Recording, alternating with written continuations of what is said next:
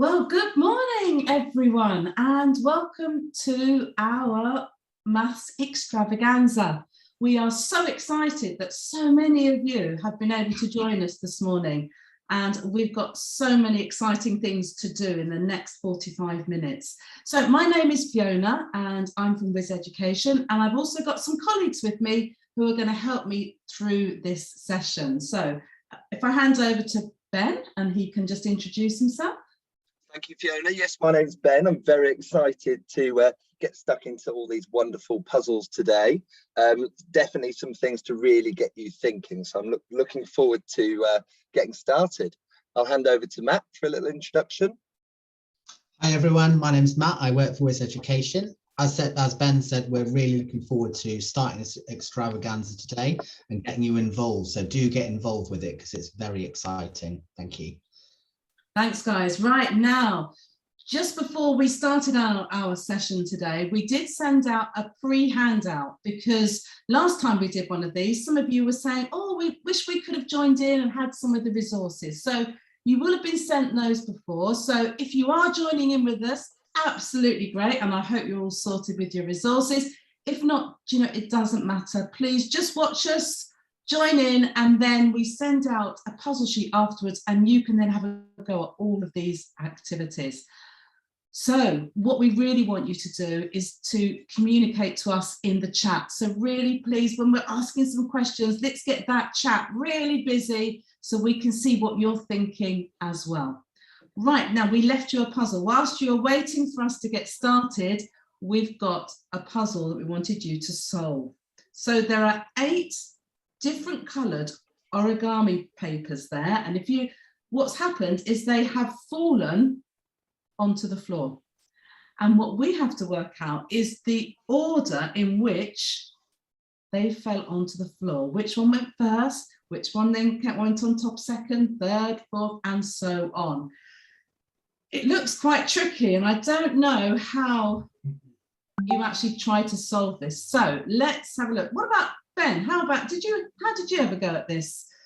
With great difficulty to start off with, because it's very colourful, isn't it? But I started to think about the process of actually dropping them myself, and then I started looking at the corners of the shape, because then I could see which ones were on top of the other. So it looks like to me that the red one seems to be the most covered up, which would suggest maybe that was the first to fall. What do you think, Matt? Yeah, I agree with you, Ben. I was thinking red, but then I was trying to work out which one came next, because it's quite tricky, because quite a few of them overlap, don't they? They do, but the red looks like it's got the violet, the orange, the blue, the navy, the green, all on top of it. So I think that's a really good shout, Ben. I think it could be the red one. What do you guys think? Let's start to get in some things in the chat. That would be really helpful, because we do need some help with this. So if we think that's fallen first, which one is second? What clues are you looking for now? So, because actually we've got we've got violet, we've got orange, we've got blue, navy, and green all touching the red. So which one of those do you think came after the red? Or I can see some things coming through on the chat. Good. Some people are saying orange. Some people are saying green. What do you think? Could it be green? Could it be orange? Let's have a look. So could it be green? Well, if we look at the other papers around it, if I get my laser, actually, let's click on the laser. So I've got violet on the green, I've got navy on the green, and then if I look, the violet's on top of the orange, which makes me think the orange must have come before the violet. So you're having to, oh gosh, it is really tricky. So should we start numbering them? So let's start numbering them. Let's get a pen. Right, so we think red is 1. So where are we going to go then? What are we going to have? I can see some things coming through. Someone's saying green. Okay, let's what about, oh, and lots are coming through now with orange. I think I'm going to agree with you. Yeah, I think it's going to be orange. Okay, so what will come next? If we look either side of orange, we've got blue and we've got violet. Which one could it be? trying to work out, it's a process of elimination, isn't it? Because you have to look at what else has fallen on top of it. What about Ben and Matt? Can we have some help? Yeah, I'm struggling. Well, maybe violet. What do you think? So violet's on top of the orange, Yeah. which works. But then it's also on top of the green, isn't it? Ah, that's a really good point. So that's 4. So maybe that's not the one. Right. Well, then I'm guessing we've only got another choice, because would it be orange? Would it be blue next because it's on top of the orange? What do you think, Ben? Is that a good choice? Well, because it seems like it fell next because it's just over the top of orange. I would maybe go for blue and see how that works. Let's go blue. Yeah. Let's see if this works. Okay. But I'm stumped from that point. I think I need a bit of help from Matt, or indeed the chat. Yeah. What else have we got coming through the chat? Oh, some people are saying violet. I wonder if it could be violet, but then then violet's on top of the green, but the navy's underneath the green. What do you reckon, Matt? Should we go? I'm thinking navy. Yeah, navy, I think I agree with someone in the chat that navy's the next one. Yeah, okay, we'll go navy. Now, is it getting easier? I don't know. So actually, though, it can't be violet because violet's on top of green. It can't be yellow because pink is on top of violet and the yellow's on. Do you know, I think we're swirling round, isn't it? I think the green is going to be. Thank you, people in the chat. This is really helpful. I agree with you. Green, I think, is the next one. And then if we're thinking of it logically now, we've just got 3 more, and you can see how they're layering, can't you? You've got green, then you've got the violet on top of the green, you've got the pink on top of the violet, and the yellow on top of the pink. Oh, here we go, lovely. So I've got, someone said they think it's red, orange. Are you keeping track whilst I read the chat, Matt? Absolutely. And then, please? Yes. Red, orange, blue, navy, green, violet. Okay, so we're saying that's 6. Then we're going pink, and then we're going yellow. Brilliant.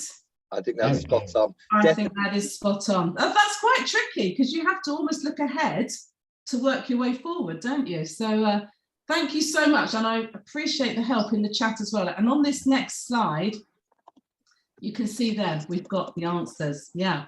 So now we spoke there. We said they were origami pieces of paper, and you know what we do with origami? We actually, you're supposed to fold it. So I'm going to do some folding now. Okay. So I hope you're going to watch very carefully. So we're going to fold some pieces of paper. Now, I don't know if you have ever got a piece of paper and folded it in such a way and then cut it and made it maybe into a chain of people, like a doll chain, where it looks like they're all holding hands. You can see it on the screen in front of you. There's a little photograph there of some dolls sort of holding hands. Now, in order to do that, you have to fold the paper in a certain way. So what we've got on the screen here is I decided to try and do it with some trees. Okay, so I thought I wanted to make some trees that would then all be joined together in a paper chain. So it was easy just to make one tree. I just folded the piece of paper in half. But if I want a chain of them, I need more than one tree. So then I have to think about, well, which way should I be folding the paper? So I need your help. Which do you think is the best way to fold the paper to make a paper chain? Now I've got 3 choices here, and I've got some paper, and I thought I'd fold the paper with you so that we can actually work out which is the best way. So the first way to fold the paper could be just to fold it in half. So I'm folding it's an A4 piece of paper that I've got here. I folded it in half, and then it says, and then fold it in half the other way. So instead of going that way again, I'm going to go the opposite way and fold it in half like that. So could that be the best way of making, let me open it up, making a paper tree? chain. So let's think about that. So I'll leave that on perhaps, there. Perhaps so Fiona, B, sorry, perhaps Fiona, I know that we've got Madney Academy here. Madney Academy, just at the first glimpse, looking at A, B, C. up on us, Ben. Is that better?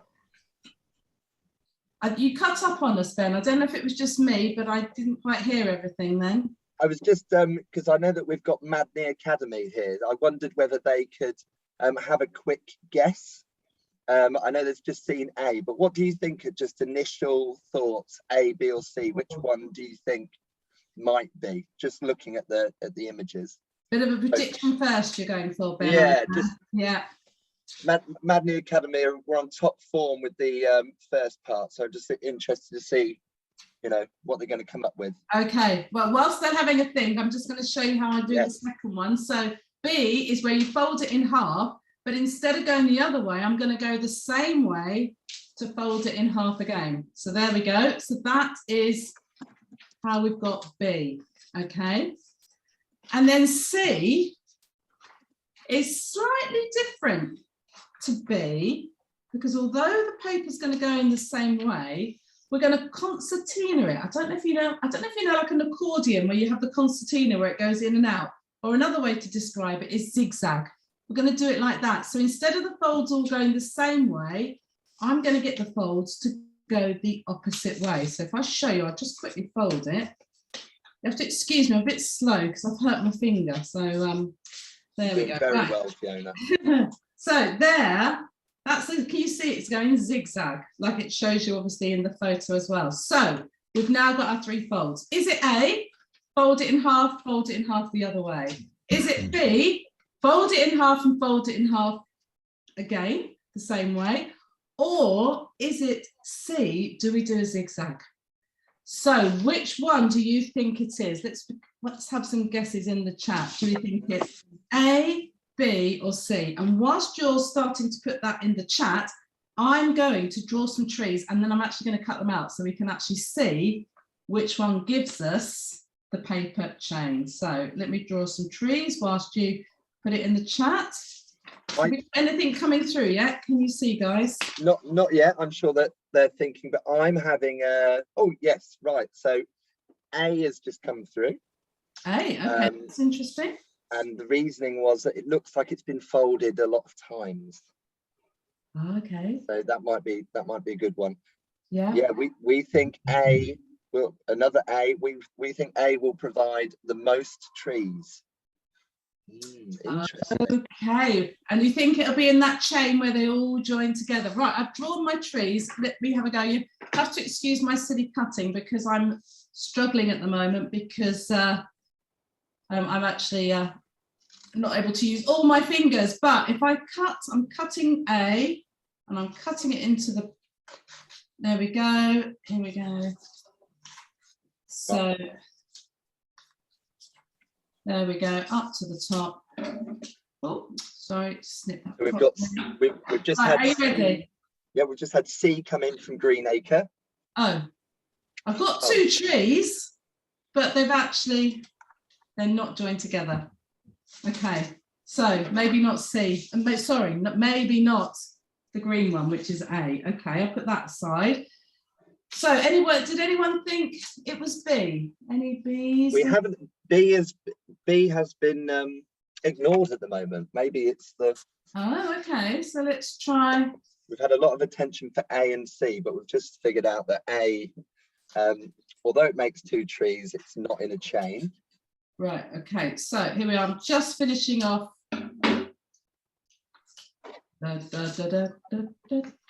Oh. So B does make a paper chain. Okay, let's have a look at the last one, which is C. So are you ready? Let's quickly just cut.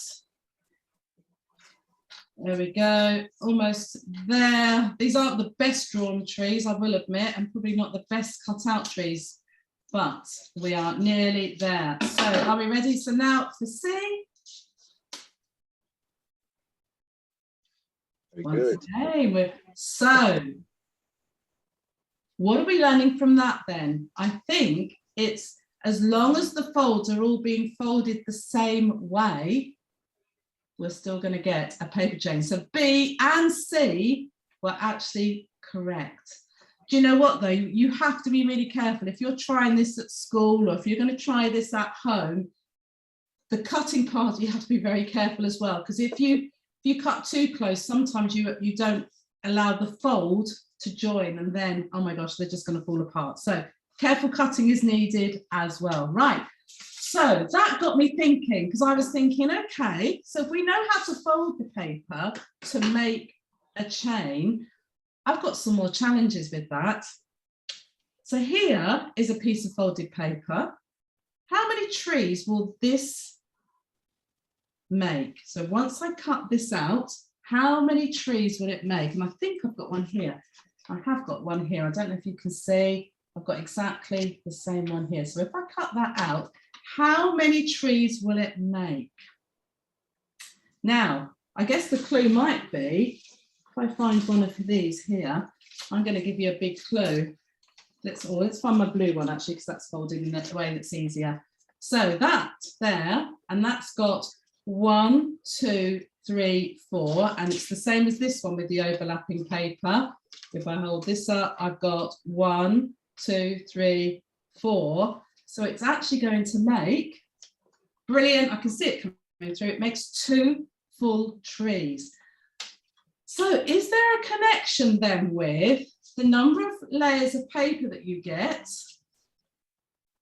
and the number of trees it's going to make? So if I want, let me click on, because if I want to make more trees, so if we look at this next one, I've now got 1, 2, let me use my, no point me pointing, is there? I may as well use my, so if I've got 1, 2, 3, 4, 5, if I've got 6 layers of paper all on top of each other, how many trees will that make? So I wonder, they're my questions. Is there a link? Can we actually start to guess how many trees it's going to make, because we know of the number of folds we've got? Because actually what we've drawn here is half a tree. Someone's saying they think it will be 3 trees. And actually I've got one already made, already folded here. So there it is there. And I've got one I've already cut out. And you are absolutely right. It's 3 trees. So what is the link? So let's have a think about this. If I've got half a tree here, so I've got 2 halves there, 2 halves there, 2 halves there. So I've got 6 halves, if you like, of the folded paper, and that makes 3 trees. So are you starting to see a link? Matt and Ben, can you see the link there? Absolutely, yeah. So when you think about you starting with that rectangular piece of paper, when you fold it into 6 upright rectangles, then that's going to result in 3 trees, because that connection with the half a tree each rectangle is really crucial. So essentially, if you were to fold your paper into 12 upright rectangles, then you'd be looking at 6 trees. Yeah, absolutely. So you know, actually you can now work out how many folds you've got as to how many trees you could have in your paper chain. So you've already jumped ahead actually, Ben, which is brilliant, because I've got the question, how would you get 5 trees? But you've gone ahead to 6 trees, which is fantastic. So actually we could produce any number of trees. I've just got one last quick question, okay? I folded the paper differently, okay? And I'm wondering now, will this make a paper chain? Thinking about when I first folded them earlier, or will it make something different? What do you think I'm going to get if I cut out this tree here? What am I going to get? And this one stumped me when I first saw it. Yeah, okay. I'm going to go and cut now. Let's see. Let's hope this works. Let's hope I'm cutting the right way. Have a go, guys, on the chat. What do you think we're going to see? You can see how it's already different to the ones that we've looked at so far. Looks like we've now got a different shape. I'm just starting to open it up, because now I used to do these in the winter at school, and we used to call them snowflakes. I don't know if you can see there. So here, I haven't got a chain, but I've actually got the trees in a circle. So that's another way we can actually fold the paper and actually come out with some good designs. But it's quite intriguing just to work out the folds and also to work out when you cut out how many trees you're then going to have. So my final question, oh, just before we go there, sorry, I've just jumped ahead. My final question is, I've got 4 trees. Why don't you challenge yourself to try and do it so you have 6 trees? How could you fold the paper then? Gosh, we're going to get some really good origami skills going on here, I think, with all the paper folding and then the cutting. So some nice challenges that you can do in the classroom, or go up, or you can take them home and maybe have a go at home. You could even, I'm just thinking with what's coming up this season, for decorations and things like that, you could even use them to decorate your classroom with as well. So there we go, some nice activities. Now I'm going to stop sharing my screen and I'm going to hand over to Ben and Matt, who have got some, well, I think quite magical maths to show you now, because it's going to really make you ask lots of questions. How did you do that? How did you get to that? So I'm going to pass over to them and they're going to share their screen with you now and do some exciting activities with you. Right, is that shared my screen successfully? I can see your screen. I can see you. Yeah, go for it. Cool. Right, so this next game, we're now moving over to some number work. Okay, and this next game is called Diffie. All right, so first of all, I need your contribution, because we need to start off by putting in 4 numbers into the game. And I'm going to put the 4 numbers on the 4 corners of this outlining square here. So I'm not going to tell you the rules to start off with. We're just going to roll with it, aren't we, Matt? And see how it goes. So if you keep an eye on the chat, Matt. Yeah, no problem. Let's have a starter number. Can be a number from 1 to 99. Keep it under 100. Well, we've got 34 coming in the chat, Ben. That sounds like a good start. 34. Are you happy with me putting it there, Matt? Yeah, that looks good to me. Anyone else got any suggestions for these corner numbers? I'm going to put my favorite number in there. Well, that's my favorite number, Ben, as well. Look at that. We've also got 64 coming in as well. Rightio. And we need one more, chat. If you can come up with one more. Oh, 94. 94 there, Ben. 94. Right, I think that's all of them. Great. Thank you for your help in the chat. Now, I wonder if, with the name of the game being called Diffie, I wonder if anyone in the group can figure out what we are going to do with these numbers. It's a subtle clue. I wonder if anyone can say in the chat. Oh, Diffie. It sounds a bit like something to do with subtraction, I think. Do you reckon? I had to guess. Right, we've got here, does it mean the difference between the numbers? Yes, excellent. So we're finding the difference. So finding the difference, also known as subtraction. We're going to find the difference between the 2 numbers on the corner of the square here. And you can see there are a few more squares. I mean, I'm hoping that we might not get down to the very smallest square, but maybe we will. That's a challenge. Right, so let's find the difference. The skill is finding the difference between these first 2 numbers here. So we've got 34 and 7. So please put in your solutions into the chat. So 34 minus 7, finding the difference between 34 and 7. So remember, you can always take away, so 34 take away 7, or if you're more comfortable, you can add on from 7 to get to 34. Subtraction and addition are very closely related.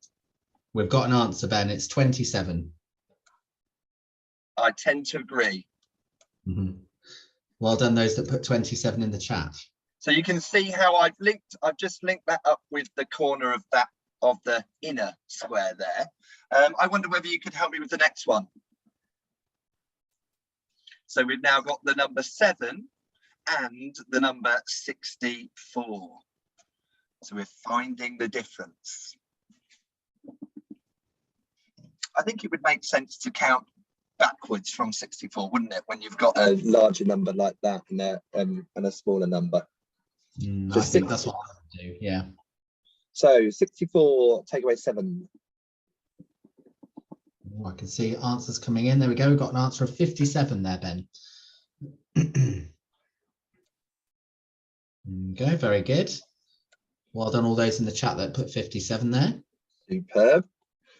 Right, now we've got a 2 digits, take away a 2 digit here. So we might be a little bit more stretched, which is good.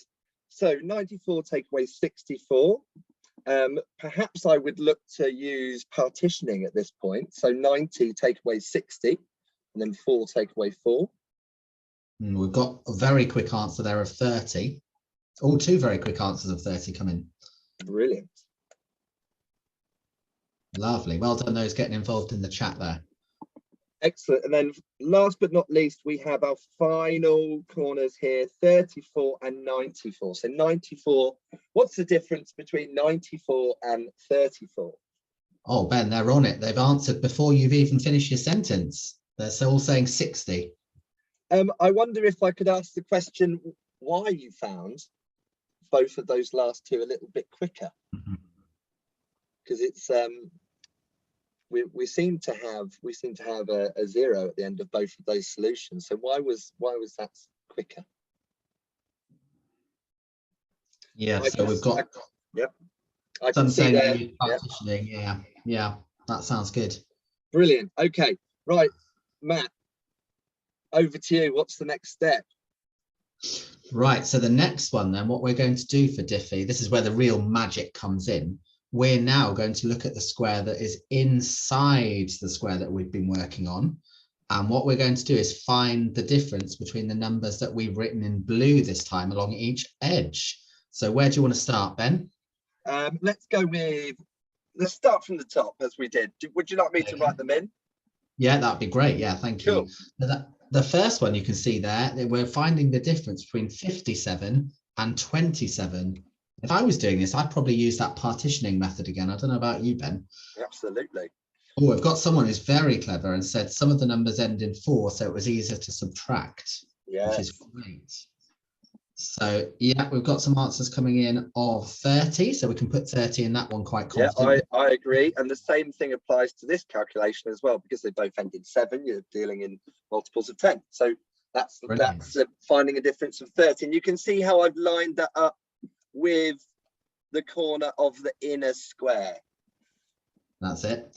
So next one we're going to have a look at. I think some of you are getting on it already. They've already got the answer before we've said, Ben. So we'll speed this up along a little bit. So sounds 57 good. And 30, the difference they're saying in the chat is 27. How does that sound to you? I'm already writing it in. Goodness. But please let me know if I get one wrong. Hopefully not.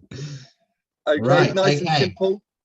Next one, hopefully. Oh, yes, we've got a solution already. They've even put 60 minus 30 equals 30. You've written that's there you go. After you said you might get one wrong, look at that. Everyone makes mistakes. There we go. And then that's that one in there. And the very last one we've got for this particular square, we're finding the difference between 60 and 27. So a slightly trickier one this time. I wonder if anyone's going to get there really quickly. Ben's giving you a little clue there. Oh, and we've got an answer of 33. That's good. I was going to say it's a multiple of 11. 33. Marvelous. Brilliant. Well done, everyone. Great. Right. Thanks, Matt. I'll take over for the next level. So now we're going to go we're focusing on the next inner square, continuing with the process, looking at the two numbers. We're going to start with this number here, 33. And 30, focusing on this gap here, finding the difference. Let's go. What have you got? Nice and straightforward. Yeah, we've got that one as 3 already. They're Brilliant. ahead of the game then. I'm loving it. Let's go fast then. So now we've got the next two, 30 and 27. And yeah, we've got 3 coming in again. And then we've got 30 and 27. We've got 3 coming in again, and someone's saying they're all 3. There you go, so ahead of the game. Right, brilliant. So now we've got 3s on all of our corners of the inner square there. We're going to change colour one more time. Really challenging this one. So we'll go with 3 and 3. Can anyone see what's going to happen at this point? We've just got that answer literally coming in as I say that. So someone has said all the answers will be 0. Right. See if that's something you agree with when you have a good look at it. Great. All 0. Yeah, we've got lots of people saying all 0s. Goodness, what's happened there? Yeah, exactly. That was that was a quick one, wasn't it? So how many squares did that take, Ben? How many squares in did that go? Well, we had the outside larger one, 1, 2, 3 on the green. So you could argue that that was just 3 squares, and then finishing on the 4th. So yeah, I think perhaps should we have another go? And I think maybe let's come up with some new numbers. Now, my challenge to you is I want to this time see whether we can go a little bit further. So it's not necessarily the bigger numbers, because if we just refer back to, I gave you the parameters of numbers under 100. We had 94, 64, 34, 7. What numbers could we start off with that would maybe enable us to get all the way into the smaller squares? Now that's the mathematical thinking. What is it that we have to think about to make that process a little bit longer? So as you said, Ben, I don't think it's the size of the numbers that makes the most difference with this. So it'd be really interesting to see in the chat if you guys can tell us some numbers we could put around the edge of this square this time. Let's have some numbers. Let's see what's coming in. Oh, I can see. Oh, I can see 127 in there, Ben. We've overshot the parameters there. Under 100. So I maybe get started. I think possibly 14. Do you have one, Matt? We've got a 99 in the chat, Ben. Rightio. And we've got 47 and 25. And I think that's all of them. Great, thank you, people in the chat. Right, okay, let's see how this one goes. So, difference between 14 and 99. Let's see. Oh, someone's very quick on that one. 85. 99 and 47. Nothing yet. I think that's one of the ones where I might be counting on for that one. Yeah.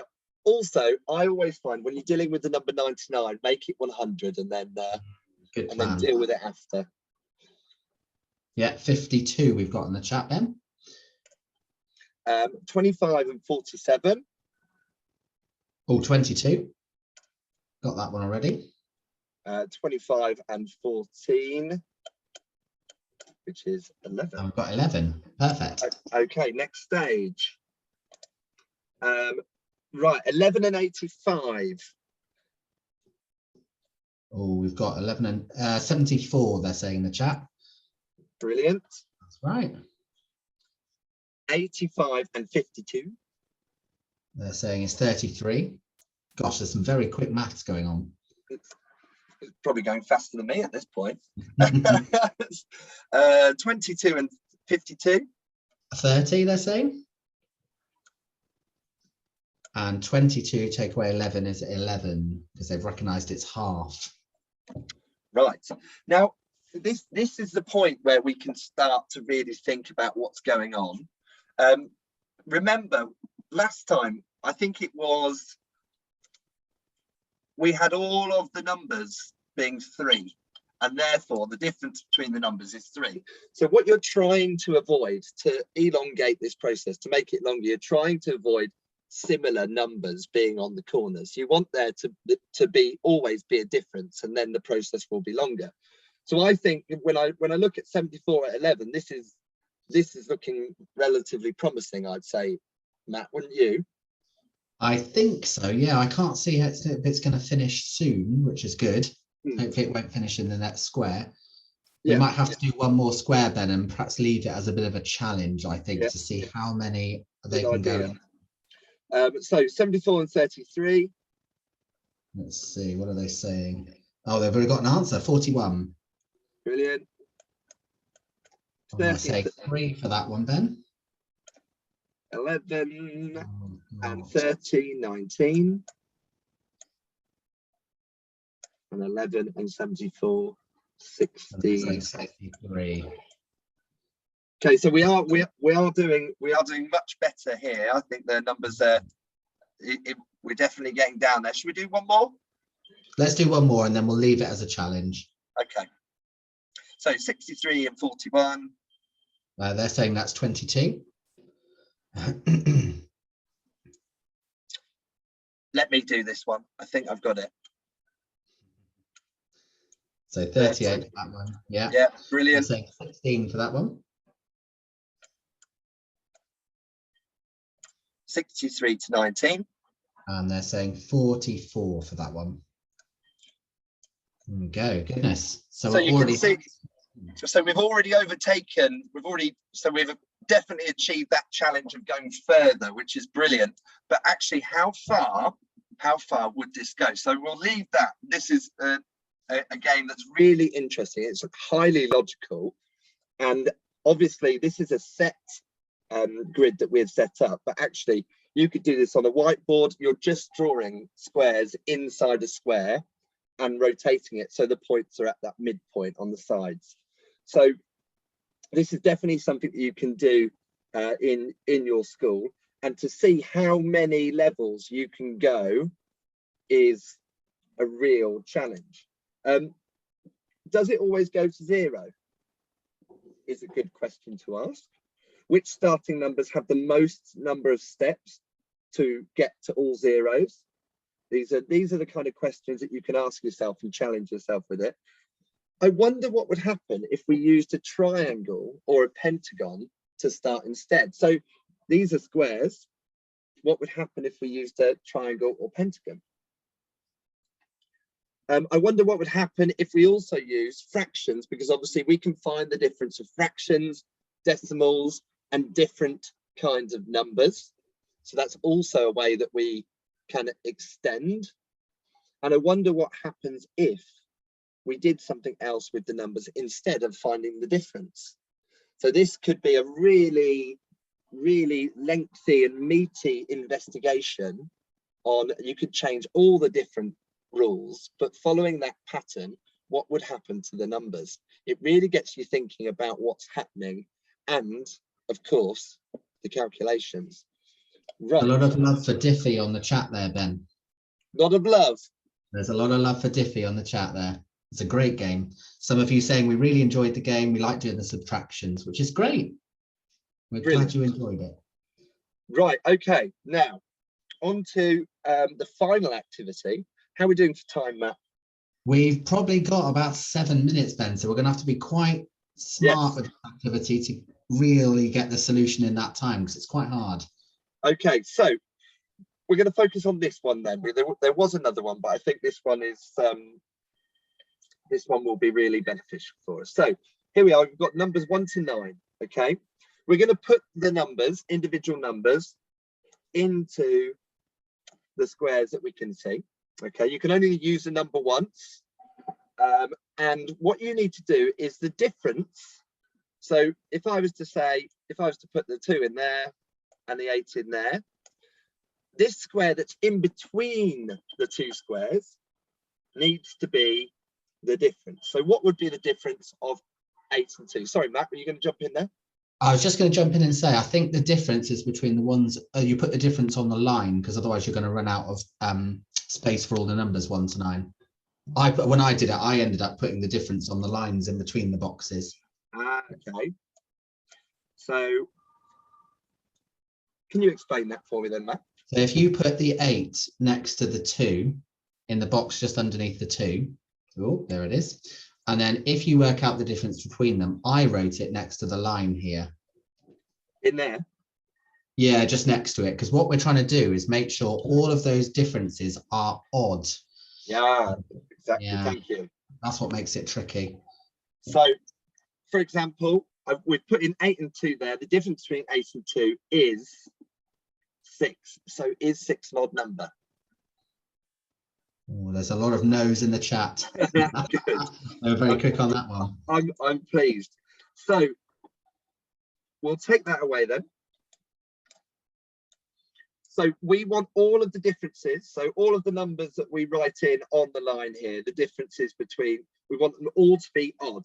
So I wonder if you could start us off, people on the chat, with a suggestion of 2 numbers I could put in here and here. I'm also wondering, Ben, whether it's something to do with what happens when you do even numbers take away even numbers and odd numbers take away odd numbers. Because what I did there, what I did there was I chose 2 even numbers, didn't I? Yeah.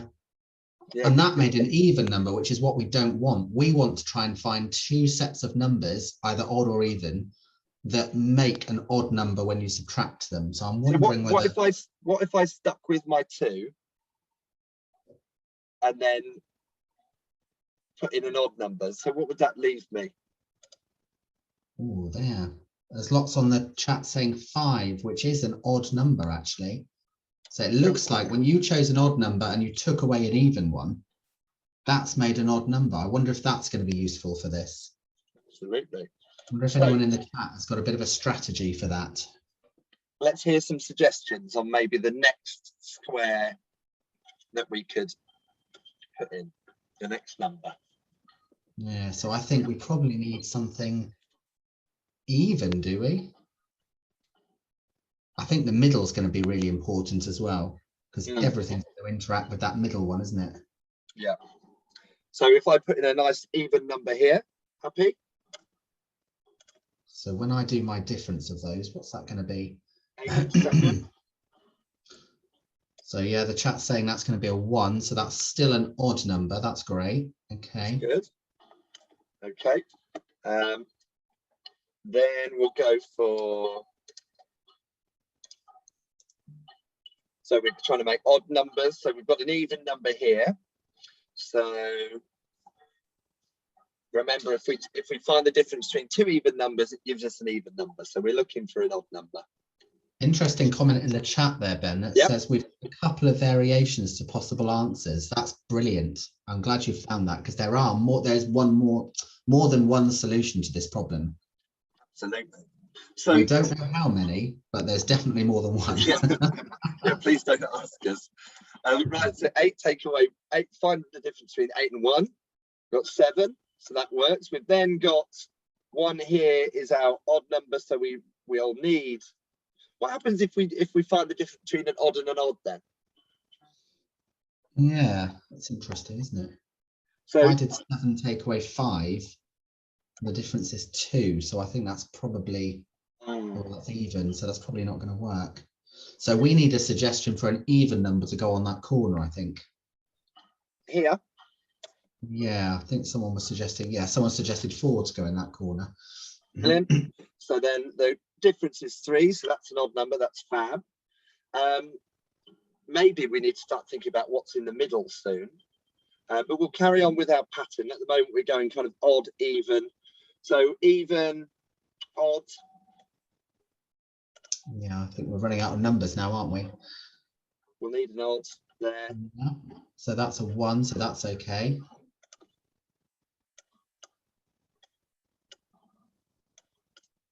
Yeah.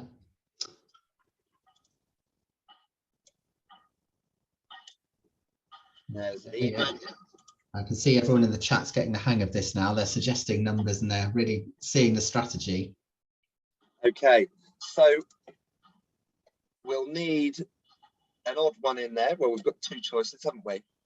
Yeah, so I think that's okay.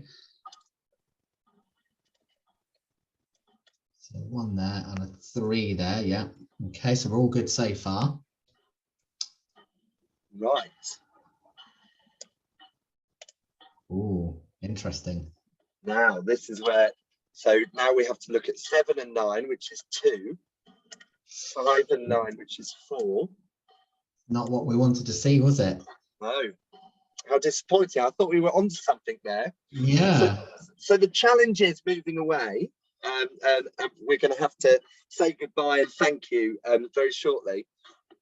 We were very close to solving that, but there'd be a very simple thing that you'd have to do, just rearranging those numbers to make that last process work. So you can see that 9 and 1 makes 8. So these numbers here that we've just produced, they're all even numbers. So actually, we've kind of fallen at the last hurdle. What would we have to do to make that final stage odd numbers as well? I'm tempted to give the answer, but I think that's definitely worth exploring after. We've got a few solutions coming in. You can't put 2 odd numbers or 2 even numbers together. So yeah, well done for noticing that strategy, because that's really good. I think it's something to do with the corners. Maybe we should just give them a hint then and leave them with the challenge. I think it's something to do with the corners. So the pattern of going odd and even was absolutely spot on, but I think if you had a go at putting all the odd numbers in the corners, obviously the differences are incorrect now, I'm moving them around. If you put all the odd numbers in the corners,